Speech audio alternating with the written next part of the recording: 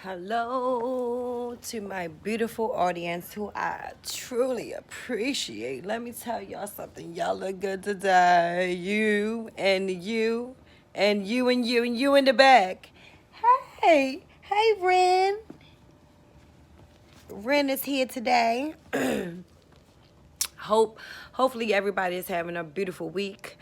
I decided to come on here because I wanted to do a video about being careful when you're starting relationships, especially us as single moms, when you're starting a relationship with a man or when you're starting a relationship with another woman and you guys are raising children, or you have children, she have children.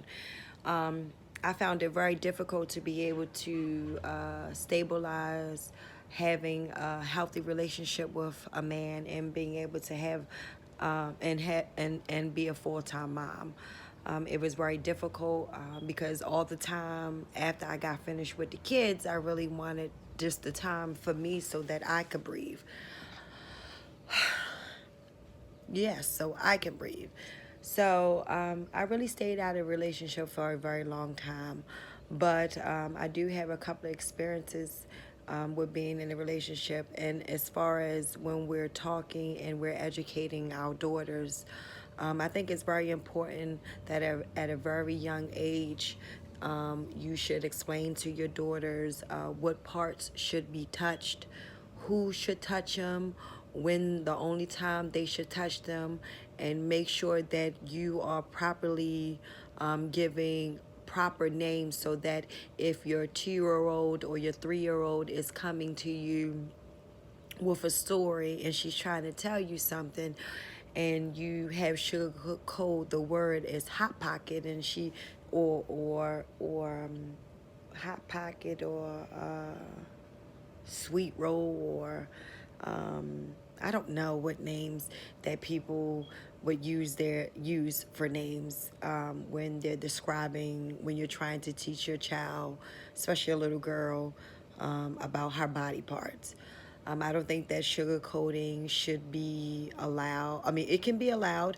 As for my experience, I always told my children exactly what it is, especially when they're like 2 and 3. Especially when you're having people changing a pamper, I think that you should let her know, because kids are very smart. Don't let the age fool you. They are able to understand more than what we think they can. So when I'm teaching my daughter, I taught them, this is the chest, this is the private part, and the butt would be exactly what it is, the butt.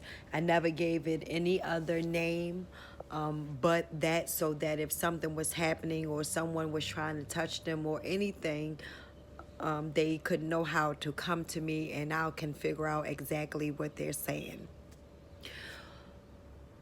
When you use different terminology to express your daughter's body parts, especially when she's a little girl, it can easily be manipulated, or you don't understand when she's coming to you and she's bringing something to you. As far as someone's touching her, we have to have these type of conversations and let our kids be aware that this type of touching can come from anywhere. It can come from somebody inside the home, and it can come from the person outside of the home, people from outside of the home. Most likely the touching usually takes place inside of the home where the child feels comfortable. So we have to be aware and know the signs of your child when she's afraid, and we're only talking about girls, when she's afraid or someone's came around and her whole attitude have changed. We have to be able to recognize it. Giving them little nicknames for describing their body. It's if she's coming up to you and telling you that somebody is putting something in a place it shouldn't be, but you told her to call it your daisies, or you calling it I don't know, Daisy or whatever name. I don't know what name that you would name it, except for what it is, so that kids can be able to understand at a very young age this is inappropriate and you should not be doing this. So you have to teach your children, your girls especially, so that if anything is happening, you can be able to understand. You also have to have a conversation with them and let them know the type of language and the things that they would say to them to stop them from being told on. Let them know that most predators or most people that do things that to children that are unpolite, the number one thing that they say is that I will kill you and I will kill your family. Let your child know that that is the first thing that they would say, and not to be alarmed.